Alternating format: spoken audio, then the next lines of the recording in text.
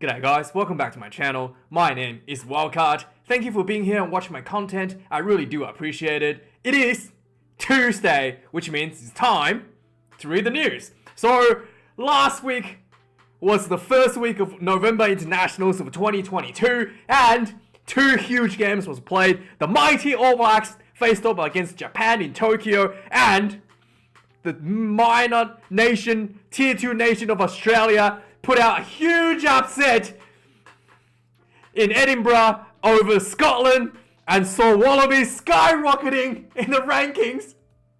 And so Wallabies beating Scotland, went up from 9th all the way to 6th, and Scotland fallen from 6th all the way down to 9th. Now you can see here the Wallabies is actually quite a big gap below England, so they are playing France coming up next weekend. So if they beat France, they probably still won't even get anywhere close to England, to be frank. Like, I don't see France losing 4 points should they lose to the Wallabies. But hey, moving up from 9th to 6th is a good start for the Wallabies. And so yeah, as we talked about the big game on the weekend, the tier 2 nation upsetting tier 1 nation, tier 1 6 nation no less, of Scotland. So there was obviously a huge moment during this game where Scotland had an opportunity to kick a goal to seal the win just before full time, and Blair Kinghorn, the guy that was selected ahead of Finn Russell, missed the kick. This was not really that difficult of a kick. Maybe it was like, you know, within the 45 meter range, and outside the 20, between the 40 meter and the 22 meter lines. So it wasn't that far of a kick, maybe 35 meters, and it has a little bit of an angle, so it wasn't even that difficult. And he missed. He skewed the kick. A lot of people obviously were talking about, has Gregor Townsend made the wrong decision not selecting Finn Russell for this game? So some stats were kind of interestingly floated in this article. They did talk about how Finn Russell played in Racing 90. Racing 92. And he kicked 9 out of 10 conversions like the week before. And essentially they were saying, if he had been selected on the field, is he going to be able to win the game for Scotland? So obviously it's not that simple. There is a lot of different aspects that go into the game. Kinghorn did score a try, and whether or not Finn Russell is going to set himself up for the similar situation, Finn Russell is a bit slower than Kinghorn. So in that, you know, if we just swap out, like hypothetically, this wouldn't even be like possible. But if we just, you know, swap out Finn Russell with Kinghorn in that same situation, Finn Russell will not simply have that speed to even potentially get that try. So there's a lot of things that obviously if Finn Russell is on the field, there will be a different style of playing overall. Whether or not that's going to play into the favor of Scotland, or maybe Scotland was just going to be further back in score, nobody's going to know. But when it comes down to pure kicking, Finn Russell's international goal percentage is actually pretty low, sitting at 74%, and I have seen him missing kick, at least one kick from memory. That would be in a similar situation where Kinghorn had kicked on the weekend. So it's not a guaranteed 100% kicking rate for Finn Russell in a similar situation either. So I can't really agree that Finn Russell would just straight up make the kick and win the game for Scotland should this situation was given to him. But it's definitely not. Despite his performances in club rugby, his international kicking hasn't been nearly as good as he is in club. So I really don't think that would be the case, to be put very simply.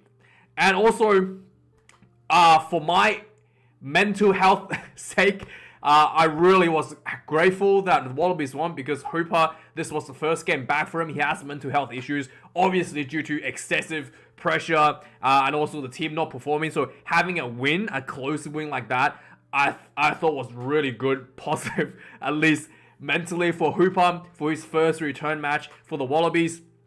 Nothing too crazy happened to for him on the field. Just basic stuff, did the basics right. And he celebrated his birthday in Scotland. So that's a good start for him. And winning the game is probably the best present, if you ask him, that he could ask for. Next up, obviously this was also a game where Jack Dempsey, the former Wallaby, switched nation to play for Scotland. He made his debut, and I thought he came onto the field. There was a line out he had to defend. Immediately stuffed the Maul. I thought he was gonna turn the game around for Scotland, where Wallabies was looking like they could potentially do a more try. And yeah, he was almost looked like he had made a difference right away when he got onto the field. But in the end, the Wallabies did able to snatch the win. A bit unlucky for Dempsey, but what a kind of full story for Dempsey as well. He played for the Waratahs, so he was, pretty sure he was teammates with Hooper, and he also played under 10s as teammates with Andrew Callaway. So he has a lot of long-term relationships with the current players in the Wallabies, and to see him wearing a Scotland jersey would be quite interesting for everyone to reflect upon after the game with a beer. But yeah, this is quite an important moment since they changed the law of of who can qualify. I think he qualified for Scotland due to his grandfather being Scottish. So yeah, under the new law, he is allowed to play for Scotland after not playing for a nation. I think over 4 years, 3.5 years. I think that's the law. But anyway, he's made a debut, successfully debut for Scotland. For Wallabies, Will Skelton has been added into the team. He has been and he's probably going to be playing against France this weekend. Now, Will Skelton is a very big man. He plays in France at the moment for La Rochelle, so he would have a lot of experience with current players in this French team. And also, the French four-pack is very, very large. They have Antonio Uni, is that his last name? The prop is 145 kilos. He's just massive. So I have Will Skelton, who's also weighs at 140 plus kilos. Yeah, 140 kilos. Is something that the Wallabies will need this weekend against France in that just size battle up front, which is quite exciting for me. Big boys, big scrums, something that I will enjoy quite a lot. So next up, yeah, hopefully it's raining and there's just scrums all night, because that'll make my day in France. So yeah, please rain, and please everybody just keep dropping the balls, and we can see scrums all night, and that'll just make me happy. So next up, the Scottish team obviously had a bit of controversial issue in the game. So the reserve lock, Glenn Young, was sent off with a red card. So two really controversial incidences in this match. So Glenn Young went into the clean out and smacked Tate McDermott in the face with his kind of arm.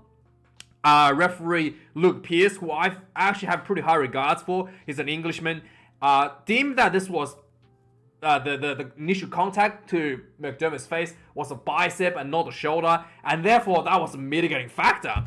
And yeah, really strange, because that's really not a mitigating factor. A hit to the head is still a hit to the head, and he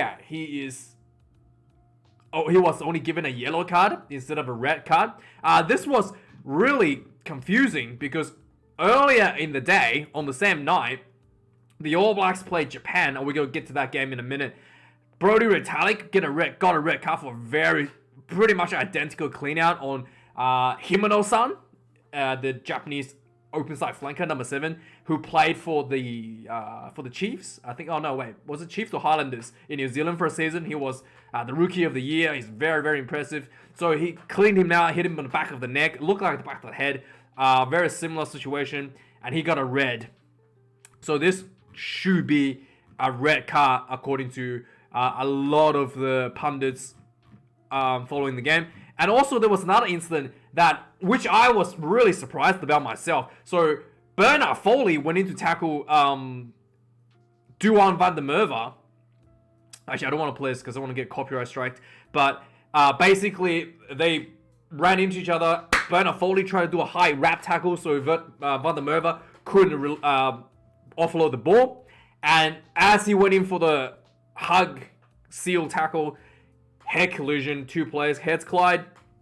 Initially, the TMO was like, hey, we've got a incident on the field. They showed this on the screen. Nothing was said between the TMO and the player, despite this was shown many times on TV. And then basically the subsequent clean out from this tackle, where McDermott got smacked in the face by Young, that was picked up, and Young was given a yellow card, which is controversial in itself. Should have been a red, and also Foley should have been given at least a yellow, or perhaps a red as well. We've seen head collisions like this, red card where Foley ran in with full speed, shoulder to shoulder impact, head collision. We've seen red cards given, pretty standard red card in nowadays. And that was not looked at all, not even a penalty. In fact, the referees clearly saw this on the replay and declined to really comment on it at all. And the TMO basically picked up the subsequent high slap on the face and issued a yellow, and the referee issued a yellow card for Youngs. So this was a really strange thing as well. A clear incident that should have been looked at was completely ignored. Anyway, let's talk about the All Blacks. So obviously the other incidents, let's just transition this into the Brodie Retalick incident first. Yeah, so Brodie Retalick on a similar incident to the Young clean out on McDermott. Brodie Retalick went in on a clean out on Himeno, and he smacked Himeno in the head. Pretty standard stuff, and gets sent off with a red card by the Georgian referee. What's his name? He's got a pretty long name, but yeah, the Georgian referee sends him off, and this was and he's basically the law that initially I personally thought that was a bit strange because both players were really close to the ground. I thought surely that was a mitigating factor because both players were really low to the ground. Retalick did attempt a wrap. I thought maybe that was a yellow card at the most. But yeah, according to the law, that is straight up a red card. As to Law 9.2a, he's considered charging into a ruck or more. And the head collision was just like a cherry on top for the infringement. And he was giving a red card, and he's most likely going to be missing at least 3 weeks, which means he will not be able to play any of the remaining tests this season. And I believe he is 99 test caps. So Brodie Retalick is currently sitting on 99 test caps, and this means that he's not going to be able to basically this means that he's not going to be able to get his 100th test till next year. So I'm pretty sure he's on 99. Let's just quickly have a look. Yeah, he's on 99 test caps. Yeah, so he will not be able to get his 100th test this year, which is really unfortunate. So really unfortunate for Brodie Retalick. I guess, really unfortunate for Brodie Retalick. But he's not going to be able to get his 100th test, most likely, unless the judiciary sees otherwise, which I highly doubt it. He's not likely going to be seeing 100 tests till next year. And the other big news from the All Blacks camp is Sam Cane has suffered a broken cheekbone during the match against Japan, so he's been sent home to New Zealand to rest, and immediately the captaincy has been handed over to Sam Whitelock. Will be taking over the captaincy. Adi Savia and Bowden Barrett will be vice captains. Yeah, 2 vice captains now on the field. Might as well just make everyone the captain, right? But that's what's happening to the New Zealand team. And also, I do believe there was another injury sustained during training, which is Dan Coles. He hurt his own calf during warm-up, so he was withdrawn from the. He was named to start against Japan. He was withdrawn just before kickoff. Obviously, this game, despite All Blacks winning 38 points to 31, there was a lot of criticism against the All Blacks for playing one-dimensional. So Carlos Spencer is someone that was on the commentary team during the game. He did talk about the All Blacks kicking game was pointless at halftime. And then obviously later on he talked about the attacking being too one-dimensional.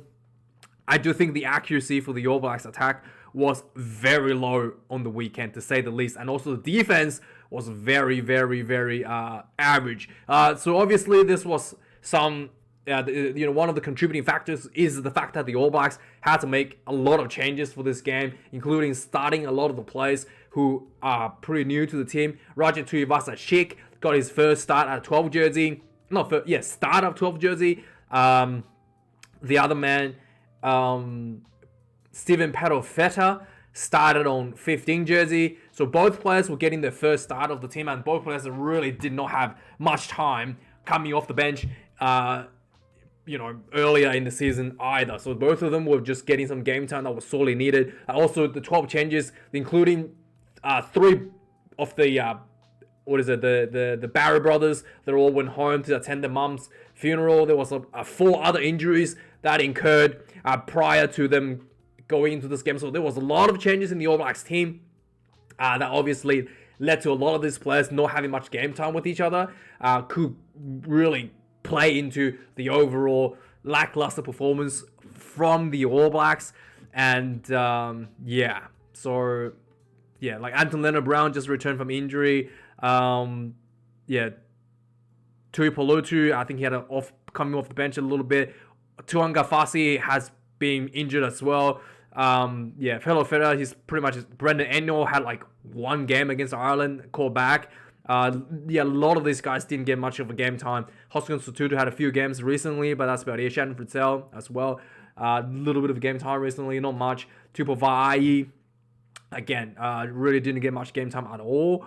And this is not to mention Dan Coles was replaced last minute because of his injury. So Cody Taylor was coming off the bench. So the Tokiaho was starting. So this was, a lot of different factors played into the performance, not just simply down to one thing. So obviously Japan is starting to show as a serious contender going into the Rugby World Cup.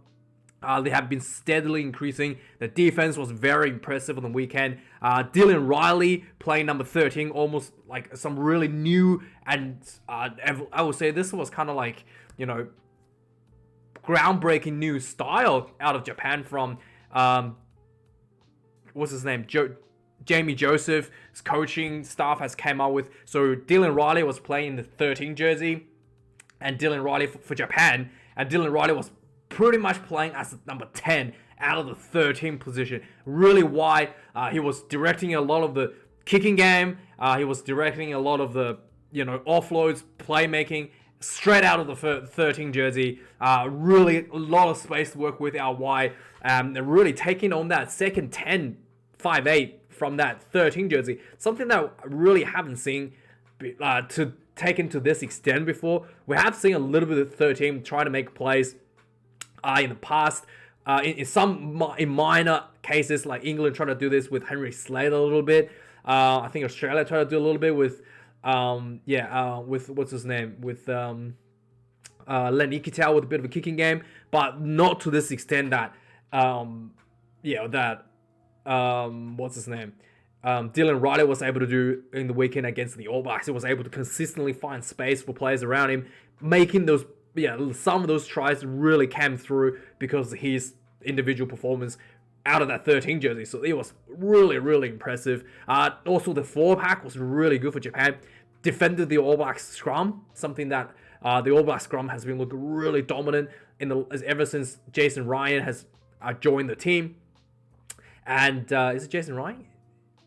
Anyway, since the new All Blacks scrum coach joined the team, and Japan was able to hold the scrum, fend off the lineouts, and easily defend the lineout more as well. Something that the All Blacks has been really putting the hurt on a lot of teams around the world with that. Like the Wallabies, the rolling more try was something that the All Blacks almost like an ace in the pocket for them, and they just not able to execute that at all at all against Japan. So really, really, really impressive stuff from the Japanese side. So Fozzie came out and talked about the red card to Brodie Retalick. Initially, Fozzie was like, yeah, we're going to have to review that and see what happens. Kind of like referencing that they might challenge the decision. And then the next day, Fozzie is just like, maybe someone reminded him the laws. Was like, yeah, we're not going to be, we're just going to see what happens. We're not going to be doing anything. So they obviously had a look at it and they kind of agreed with the referee's decision, I suppose. So yeah, we're already talking about this. Sam Ken, Dan Cole's out for the remainder of the tour. And Brodie Retalick probably going to be suspended as well. So next up, we've got the news for the Springboks.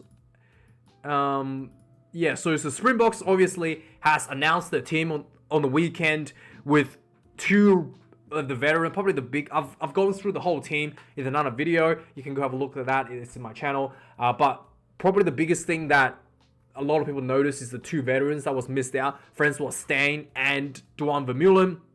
So Rassie Erasmus has come out and explained the two players not being selected, basically saying that obviously Steyn has a bit of an injury, but Rassie basically came out and stated that even Steyn were fit, Francois Steyn, he will not be selected for the tour anyway, because they have a very clear idea of what they want to do in the tour, which is, according to Rassie, giving players, younger players, some more time in the team and give them an opportunity to play against the tougher teams, the number 1 and 2 teams in the world. And he also talks about how he knows what Duan Vermeulen and Francois Steyn can bring to the team, so there was no need for him. They already got everything they wanted to see out of the two players during the Rugby Championship, so they wanted to kind of move on to that to take the team to the next stage of the game, which I think is fair enough. That is some really good planning from the Springbok coaches, and you can tell they have the future in mind, not just trying to win every game with the players that they already know. So there's also a little traveling issue for the Springboks going into Europe. Subu Nkosi and Marco van Staden was injured on the weekend between the Bulls and the Sharks game. It's a bit of civil war injuries within South Africa here. So both of them suffer rib injuries as well. So they're going to be probably looking at either just moving people up from the South African A team, or maybe calling in some new guys as well to fill those empty slots for the Springboks. But the main thing for the Springboks, they also had a delay with their flights by 5 hours. So they had a bit of a nightmare of traveling to Ireland, I guess. Also, Chancellor Kobe was a little bit delayed as well. He will be joining the team. He joined the team late on Monday instead of flying out with the team, because he did play in France. So yeah, so he had a game in France on Sunday and then flew out on Monday to join the team a little bit later as well. But yeah, the Springboks preparation against Ireland will be underway, and they probably will be announcing the team a little bit later today, maybe tomorrow, depends on the time zones. But yeah, that's the goal. And also, Vincent Koch was one of the Wasps in England went under. Vincent Koch was under contract with the Wasps. He basically lost his job, become a free agent, and there's some rumors that he's going to be looking to sign up with the Sales Shark. And he's been basically cited. There's some talks that he's potentially going to be going to the Sales Shark. There was some talks that he was going to go back to the Saracens, but the Saracens did sign another prop from the Wasps, and Vincent missed out on that opportunity. So England has named their 36-man squad to face, for the November international tests. Obviously, the biggest thing that's going to this November test is the injury list.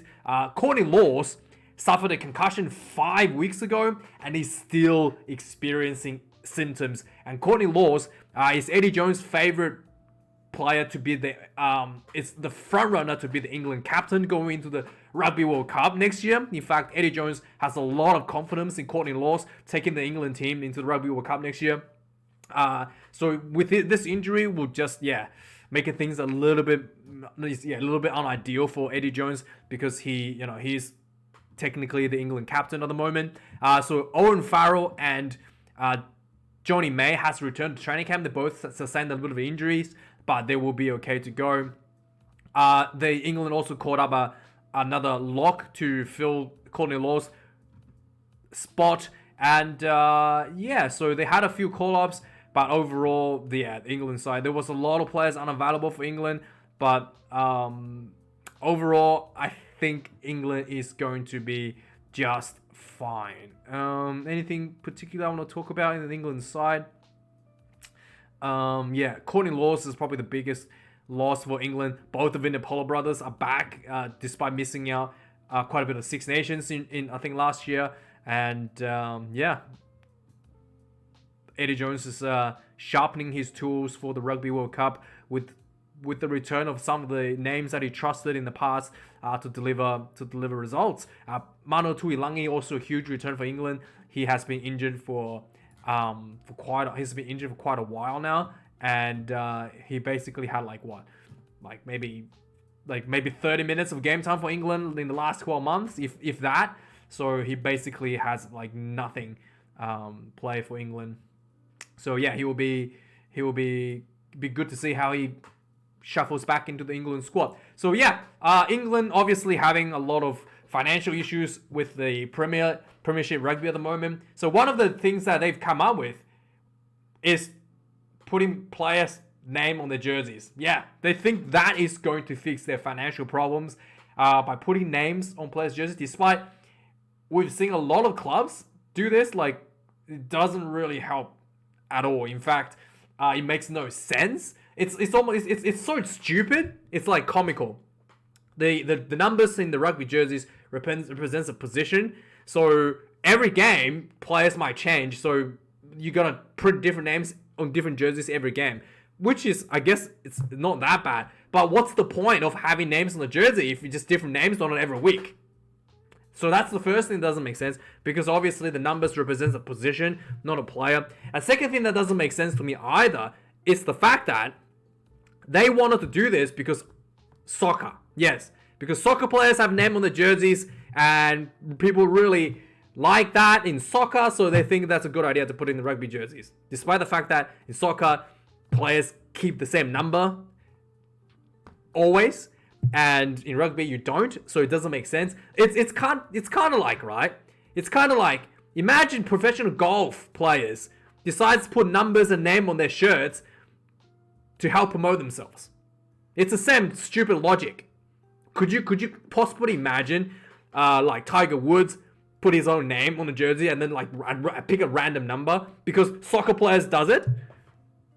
That would be stupid, right? So why would rugby put name on their jerseys when the numbers represent a position and not an individual player? It's even dumber because it's actually more ridiculous for rugby teams to put names on the jerseys than golf players putting name and numbers on their shirts. Because if they do that in golf, at least the numbers and names will be the same every match, because the golf players can actually keep the numbers that they desire. Whereas in rugby, the players can't even keep the numbers that they normally play. The players switch positions all the time. So it actually makes more sense to have name and numbers in golf than in rugby.